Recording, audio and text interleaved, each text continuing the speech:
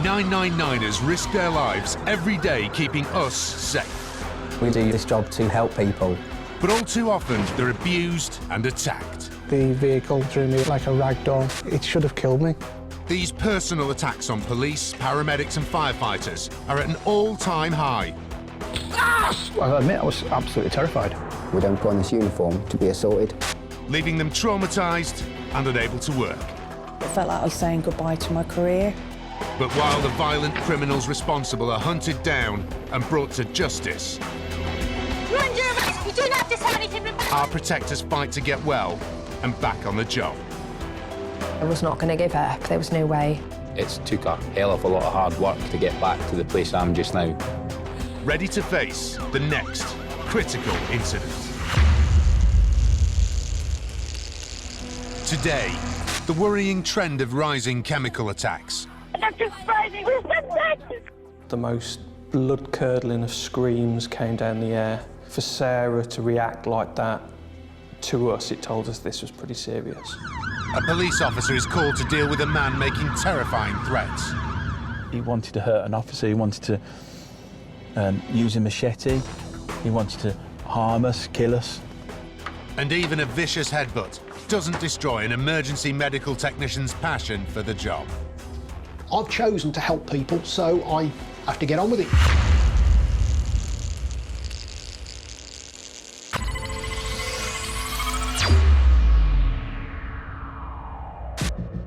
While crime is often associated with big cities, they don't own the monopoly on it, as police in Warwickshire can attest. You probably expect violence against officers to be more prevalent in the urban areas, but even in a really safe place like Warwickshire, we see officers assaulted certainly several times a week. We accept as police officers that we run towards danger when others run away, so there's inevitability that officers put themselves in difficult and dangerous situations, but it doesn't mean we should accept it when people attack officers. And one officer working this rural Warwickshire patch is Detective Sarah Skinner. Every day is a challenge. It's a hard job, really hard job. I'm not going to say it's not, because it is, but every day is different, and the rewards are fantastic. Sarah was first a PCSO and then a police constable, but she always wanted to be a detective. And in 2015, she got the chance to join the Criminal Investigation Department, or CID, for 3 months. I was part of Proactive CID, which was the burglary team. We dealt with drug offences, robberies and managing the prolific offenders within the area. Sarah was on attachment with us for a period of a few months. For Sarah, this was a golden opportunity. But just 3 days from finishing her secondment, a violent incident changed everything.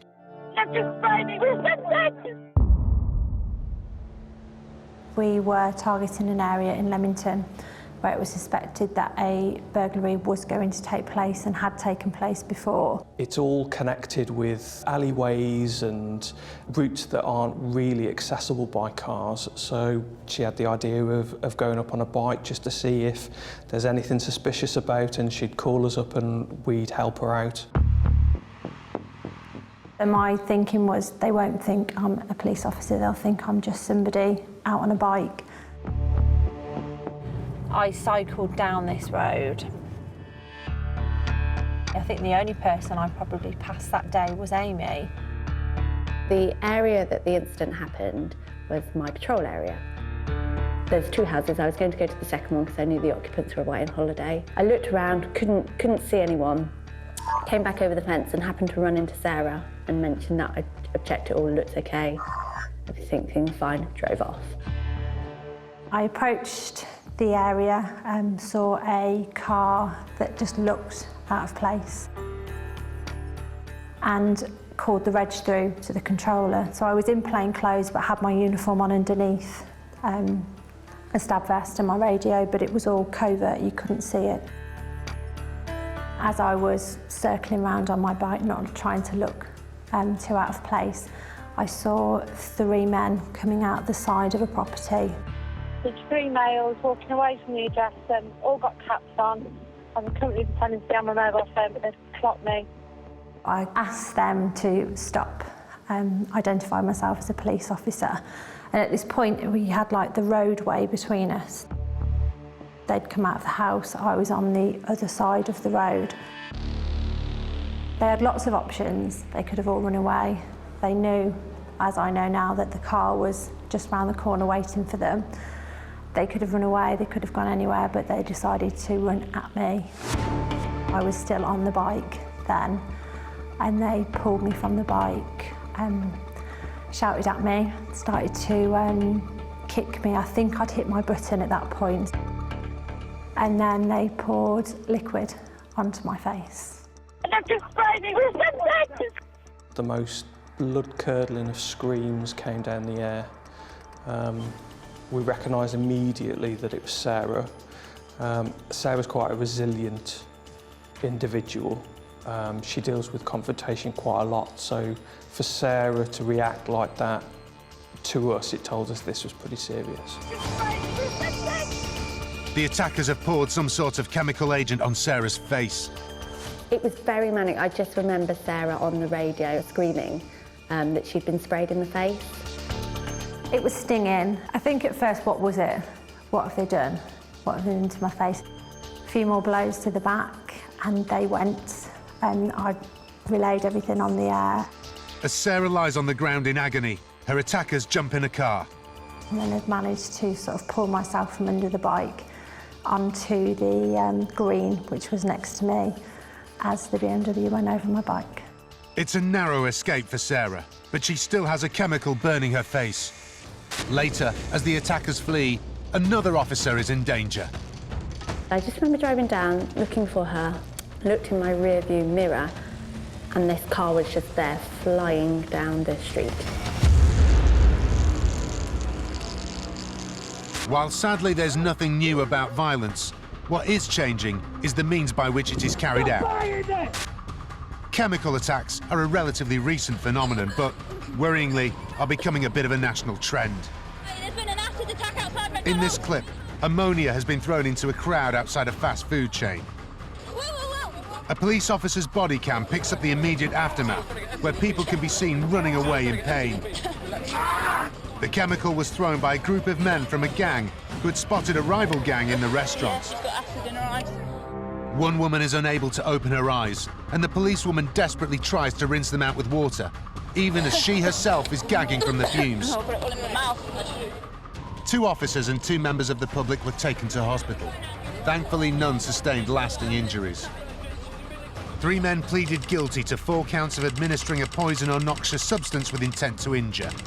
1 was jailed for 2 years and 9 months, and the others for 2 years and 11 months, in what was described as a horrendous and indiscriminate attack.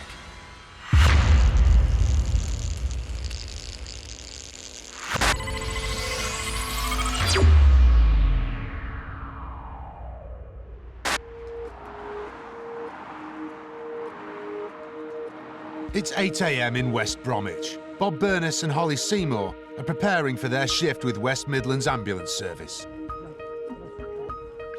I've been working for the West Midlands Ambulance for just over 11 years now, since I retired from the fire service. I'm classed as an ambulance technician, which is 1 step down from the paramedic.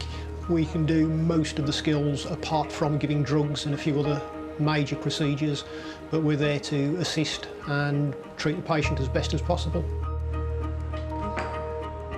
You get on with pretty much everybody on station because you're all in the same boat and you support each other throughout. You're a family when you're at work. You know, you're quite a close family because you all understand what each other's going through. In what promises to be a busy day, their first call has just come in. We're being sent to a female who has had a fall. An elderly woman has fallen at home and has hurt her head. The lump to the head and the eye is new this morning. Good. Have you got any pain anywhere other than your head? The lady has developed a black eye. Bob and Holly think it's best to get her to hospital. Bangs on the head, you can't see inside, so... So you're going to be taking her in there? Yeah, Yep. yeah. Okay. I enjoy helping people. in whatever capacity I can. I have done for many years, and some of the time you are helping people at their worst, other times you're just helping them when they're stuck.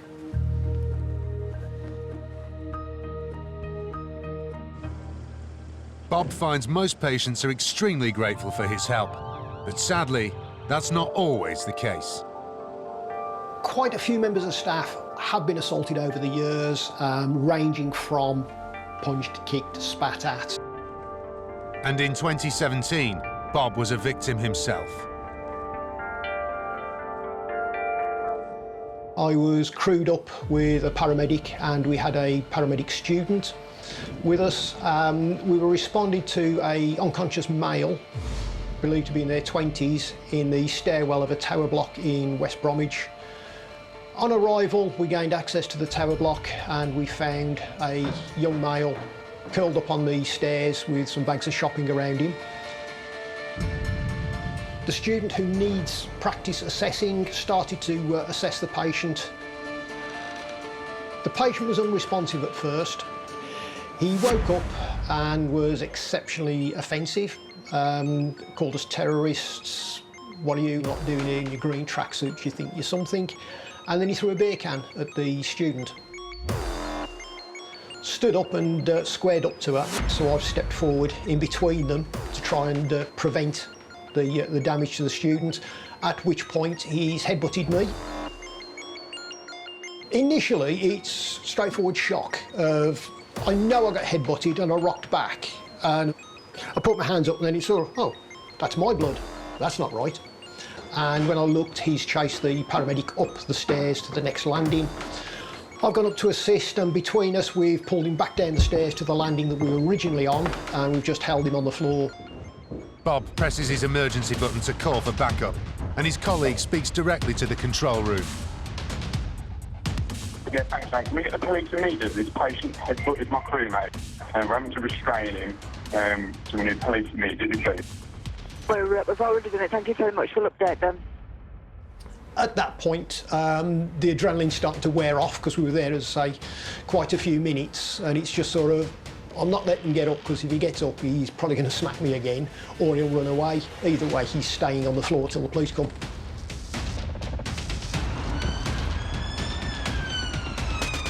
We restrained him then until a second crew and the police arrived. Police put cuffs on the gentleman. I went outside where I was cared for by a second crew that had been sent. Got quite a severe nosebleed, and it was predominantly soft tissue damage to my nose. I'd got a couple of loose teeth, and the following day I developed a pain in my neck, whiplash, from having my head rocked back rather violently. While Bob was seen to, a second ambulance crew took the offender to hospital. He was taken to Sandwell Hospital, where he became offensive and aggressive towards the staff again. He was discharged from their care as refusing treatment. He was escorted out and immediately arrested by the police and taken away for questioning. The offender pleaded guilty to assaulting Bob and was sentenced to 12 weeks in prison. He was also fined £265 and was ordered to pay £100 to Bob. Still have not seen any of the compensation. I don't expect we ever will.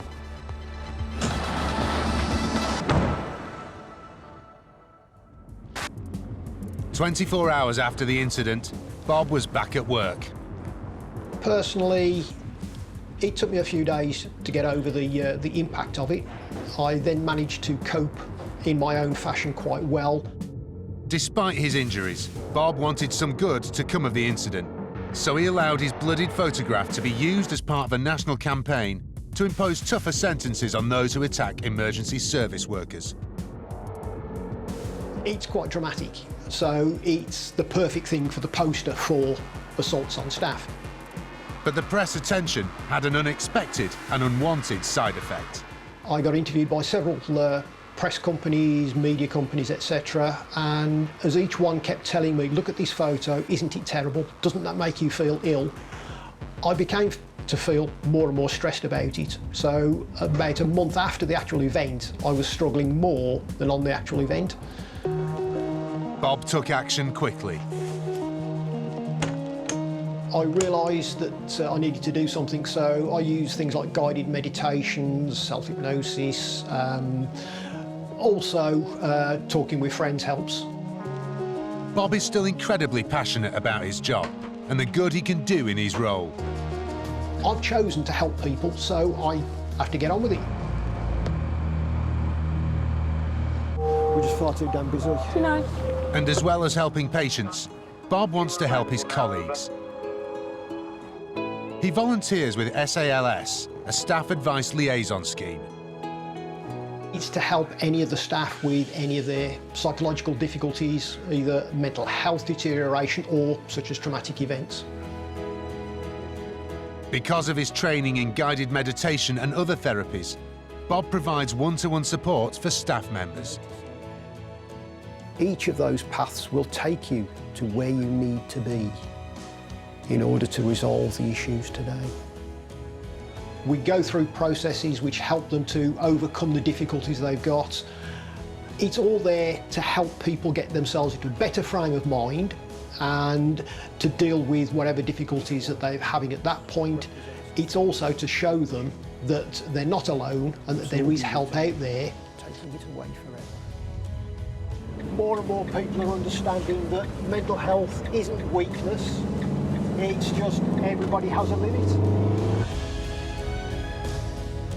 Not we've just been stood down and given a new job.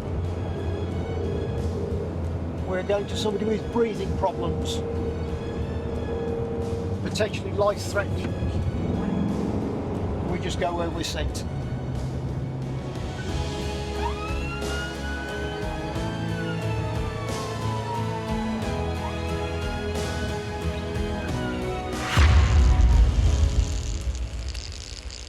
Still to come. A patient turns on a paramedic without warning. Having to restrain the patient on the floor at the minute. I was completely shocked at how somebody can change so quickly. And courage during a chemical attack bags a bravery award for Sarah. Rightfully, her actions have been recognised both with a commendation locally from our Chief Constable and also a National Police Bravery Award. It's overwhelming, unbelievable, and I'm very grateful.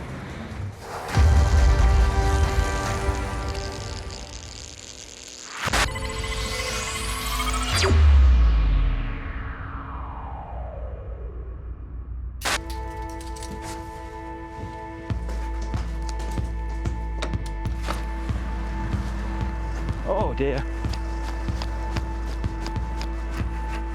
After 11 years as a police officer, it's fair to say that PC Lloyd Stone has found himself in the odd tight spot.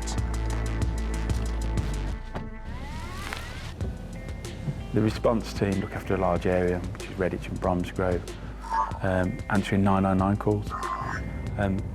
We get called to all different types of jobs. I mean, I carry a taser, so essentially we'll go to probably the more dangerous jobs. Lloyd is a well-liked member of the team in West Mercia Police. He's a bit of a character, but he's good. He's someone you can rely on anyway. He's very good. He's a very good police officer. He's caring, tries to be funny. We get on really well. Yeah, he's like my best friend. In fact, they're more than best friends, which is why PC Mary Stone might be slightly biased. He's my husband. Yeah, we're married. We met at work, and yeah. Make my brew. Being married to a police officer, I think it's easy because if you've had a bad time or a bad job, you can both relate to it. It also has the other effect that if I ever hear on the radio or she's in trouble or vice versa, you do tend to hear that and want to know that they're safe and well. I think the respect for the police has gone, definitely. It's always the ones that you don't expect as well. So you can go to someone, you think, oh, this is going to be a really quick job, and it just escalates and turns into... That's a bit like your job, isn't it? It just turns from a nothing? Yeah, it was an absolutely nothing incident, and then it just went from bad to worse. In August 2018, Lloyd was working a night shift when a call came in about a man threatening to hurt a police officer. It was coming towards the end of the shift. We'd been working nearly 11 hours. It was 3 o'clock in the morning, it was dark. We were actually looking after the area where all the nightclubs are kicking out. They started kicking out about 3. And we had a call from the comms stating that there was someone's just phoned up threatening that they wanted to hurt someone, mainly a police officer. And I recall the word machete was being used, and they wanted to really harm an officer. So that was concerning. The good thing on that evening, there was 3 of us in a van, a public order van, because we were looking after the town. We started to drive around to the location where we thought this male would be.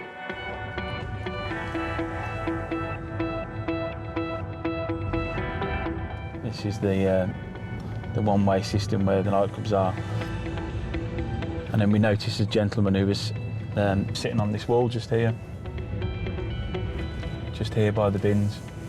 I pulled up alongside, ran down my window, spoke to this gentleman, and instantly I knew that this was the bloke that I'd been calling, because he started to just be abusive. But he was saying such threats that he wanted to hurt an officer, he wanted to use a machete, he wanted to harm us, kill us. Words to that effect. Obviously, it's really alarming, and you don't want to put yourself in danger. Because of what we'd heard and what he was saying, I took control of the male, held his arm. We weren't forceful or anything like that. I took control of him, we asked him some questions. He was just constantly abusive. PC Al Jones was working with Lloyd that night, and together they made the decision to remove the man from the area. So in the end, we popped in the van to take him back to his parents, to just get him out of the way, really. And that didn't quite go to plan when we got to the other end. Yeah, so we arrived at the location, knocked on the door, spoke to his parents. They came out, hoping that they'll probably calm down the son, give us a bit of history, what's going on. But straight away, as soon as the male saw his parents, he started kicking off even more. He was basically refusing to get out of the van for whatever reason, and it got to the point where we physically had to remove him from the van. He jumped towards me, pushed me with both hands. I went obviously falling backwards, and then that's when he pulled his right hand back to punch me. He looked like he was going to take a swing at Lloyd, so the other 2 officers that were there, Lloyd included, have sort of grabbed hold of him, and then it's just a general struggle. They managed to tackle this gentleman before he laid the punch, grab his arms, but as they did that, we all fell towards me. And then it's just ended up in a bit of a scramble, and next thing I know, Lloyd's on the ground with this lad on top of him. And then I twisted my leg, and I was in the middle of the street, somewhere like this, and I was just lying on the floor. My knee cracked, you could hear it. And the pain, I've never had pain like it. You could just see, because I could see his face from where I was. He didn't look the best. So I went over and basically picked this lad up off him. I was expecting Lloyd's leg to be facing the other way, if I'm honest, but fortunately it wasn't, but he wasn't in a good way. We had no choice than to arrest him, unfortunately. I've been into so many jobs in my time, in my years of career of being in West Mids, being in West Mercia. I've had terrible incidents dealing with, horrific, life-changing. And this was something that was such a small job, didn't need to happen. And it had such an impact with an injury in myself.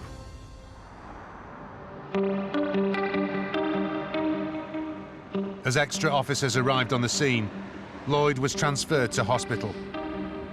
I was off that evening, and I woke up to a text message about 5 o'clock in the morning saying that he was in hospital. So I called him straight away, went down to see him at the hospital in A&E.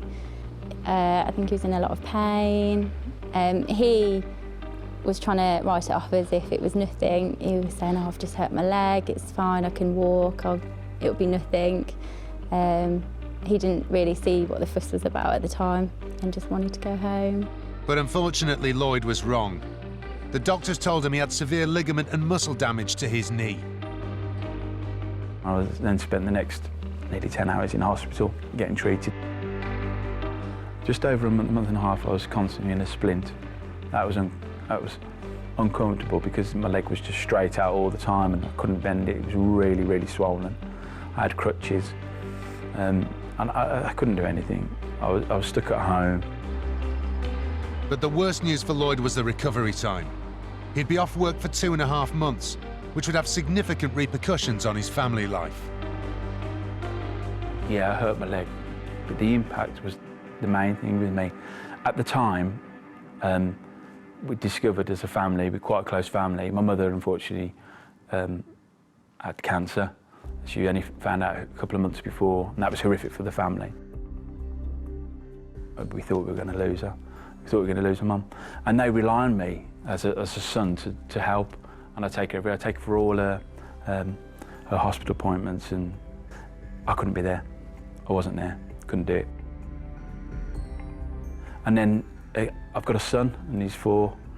He was 4 at the time. They live quite far away.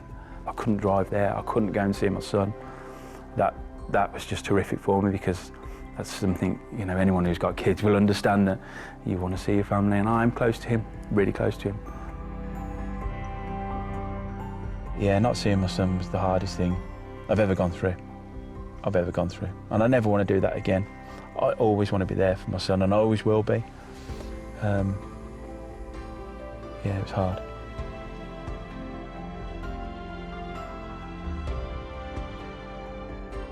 I had to rely on my wife now to do everything for me, everything from taking me to work, and that's after recovery, to helping me at home. I couldn't move.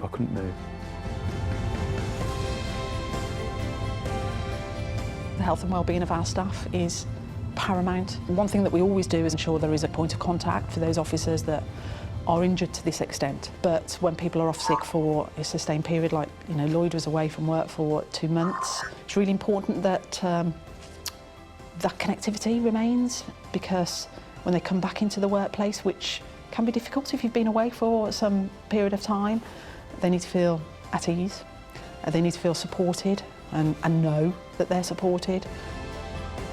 The support from the bosses, that was comforting to know that they were phoning me on my own phone to see how I was, and that you're grateful for. You're grateful for, you know that people are there for you. Lloyd's attacker was convicted of assault occasioning actual bodily harm. He was sentenced to a community order, which included carrying out unpaid work for 100 hours within the next 12 months. He was also ordered to pay court costs of £135 and compensation of £300. He did get the result that we wanted. The result that we wanted.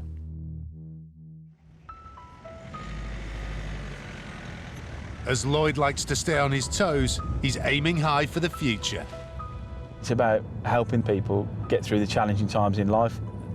I don't want to sound cliche, but I do like to make that difference with people. I do like to feel like that, you know, oh, here's PC Stone, who's a good one he is, he'll help you. I want to be like that. I want people to feel that way.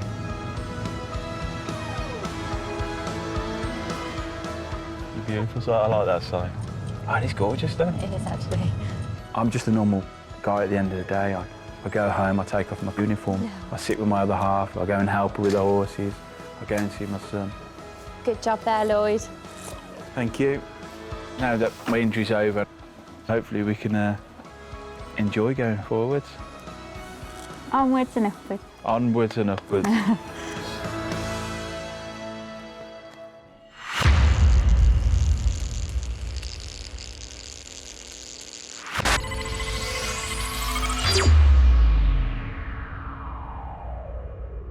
Ambulance services across the country have seen a dramatic increase in call-outs.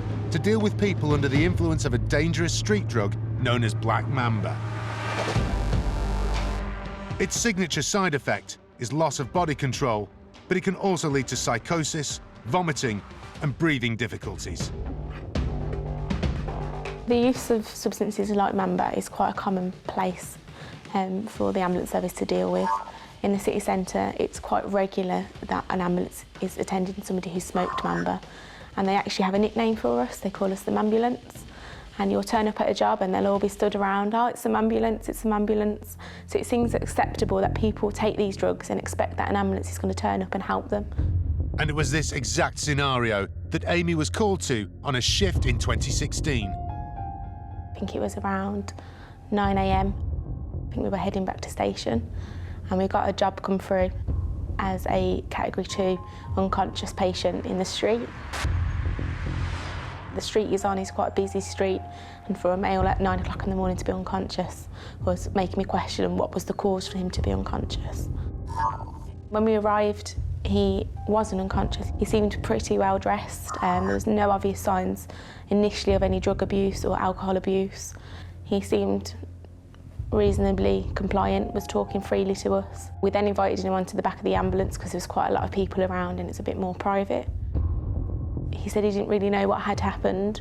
He'd got some chest pain, so we asked if we could do some checks. He agreed.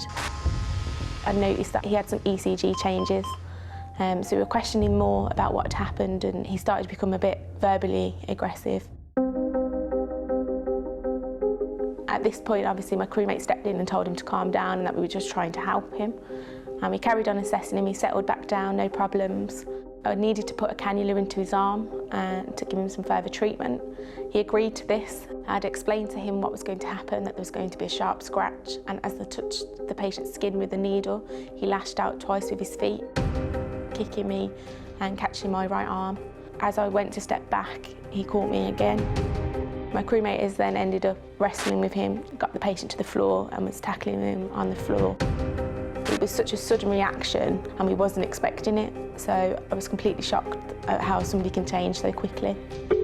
7-4, can we have immediate police, please? And we'd press the emergency button, which triggers an automatic police response. This gentleman's just attacked both of us. Having to restrain the patient on the floor at the minute. We were waiting for the police to arrive for a few minutes, at which point they arrived and detained the patient. It was subsequently found that the patient was under the influence of black mamba.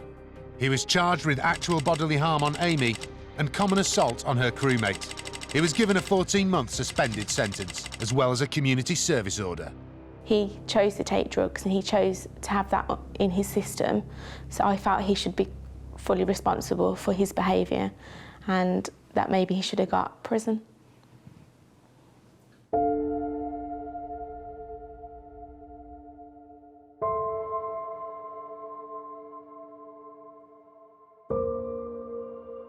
Got to hospital. I didn't think that I'd had any significant damage to my arm. I thought I'd possibly just got a bad bruise.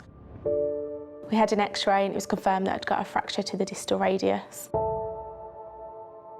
Amy's broken wrist meant that she was off work for 6 weeks. The months that followed after the injury were pretty emotional. I think it affected me more than I thought it did initially.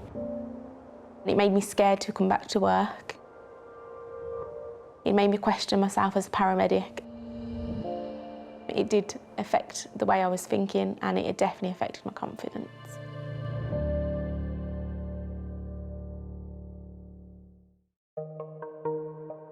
Despite being anxious, Amy was keen to get back to active duty. I've always wanted to be a paramedic as far as I can remember. I think it really stemmed from my granddad was a medic in the armed forces and he used to talk about his job and how much he used to love his job, and I think it's his stories that made me interested. And Amy's grandfather would surely be proud to see how she's conquered her fears. It took me a while to get over the initial incident, but once being back on the road, I think it kind of makes you forget that not everybody's like that, and you go out to people and see how thankful they are. It reminds you of why I did the job and reminds me of why I'm a paramedic.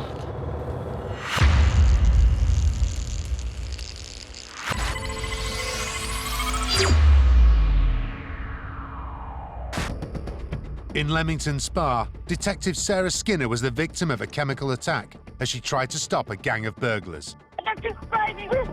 They pulled me from the bike and then they poured liquid onto my face. Sarah's attackers have jumped into their car to get away, but Sarah's colleague Amy is blocking their exit. November 62 urgent message, a black BMW has just flown past me down the road. I just remember driving down, looking for her, looked in my rear view mirror, and this car was just there flying down the street at quite a fast speed. And I realised very quickly I had absolutely nowhere to go other than to go on a curb. That BMW that's flown past me has gone right. As Amy is a PCSO, she isn't wearing any protective equipment. And even with her injuries, Sarah is more concerned for her colleagues' safety. She was on the grass by the bike, and I remember she screamed at me not to get out the police car because I had nothing on me. But I did, because I knew she was there, and at that point everyone else had turned up. 3 males still on foot. This is fine. Beige jumper, maroon jacket, all wearing caps, all slim build. I got out of the car and she was just shouting details about descriptions about what they looked like. She was all about the job. She didn't show any concern about herself whatsoever. I could see that her skin was reddening around one side of her face. There was like residue, like a liquid residue that was over her glasses. And the first thought in my mind was, it's a good job she had those glasses on. Forensics would later identify the chemical agent as ammonium hydroxide, which is used as a cleaning product. I was taken straight to A&E and seen straight away. They were fantastic, and I had my eye irrigated for about half an hour, just sort of lying on my side while they just flushed water and water through it. While Sarah was in hospital, her colleagues worked to track down the criminal gang. Not all of these males had got into the car, and there were fields nearby. So me and a few others went running into the fields to conduct searches for these males, hoping to catch one or more of them. But unfortunately, either they got away well before we got there, or they hadn't gone into the fields. And I went back to the station and we immediately started the investigation, piecing together all the evidence. I went back to work to complete my statement for the day and do what I could, but obviously because I was a victim in the case, I was limited to what I could do and how I could get involved, so I did everything that I could. I think the thing that struck me with Sarah's story is not just the way she responded to that incident and the incredible bravery she showed in dealing with that incident, but she was back at work later that day. The offenders abandoned their car in a nearby village, and the police located it back to them. Over the next few months, the CID team worked very hard on the case. I was involved in reconstructing the radio transmissions to get an accurate picture and a timeline of what happened. It was listening over to what everyone had been saying over the air. 3 males still on foot. This is fine. BMW has just flown past me down the road. And having to listen to Sarah's screams again and again that was quite bad, to be honest. Because of the dedication of the team, all 4 suspects were sentenced at court for offences including theft, burglary, assault, aggravated vehicle taking and dangerous driving. Although pleased with the sentences, Sarah still had to deal with the aftermath of the incident. I went back into uniform the following week. My attachment had finished, so I was back in uniform doing shifts again. So wearing my stab vest and my belt was painful. I was referred to Ockie Health, and on speaking to the doctor in Ockie Health, he referred me for counselling because while we were talking about my back, he obviously picked up on different aspects of what had happened and said, I think you need to talk to someone about it. It was really difficult and it was really traumatic. I struggle with the fact that I didn't fight back and that I kind of allowed them to do what they did to me, but also know that if I had, I probably would have still been on that bike, because if I'd have had any sort of resistance to them, they'd have hit me harder and kicked me harder, which would have then stopped me getting out of the road. One of the officers that dealt with them afterwards interviewed the suspects, said they'd have run over me and they wouldn't have was stopped. I was in their way and that was it.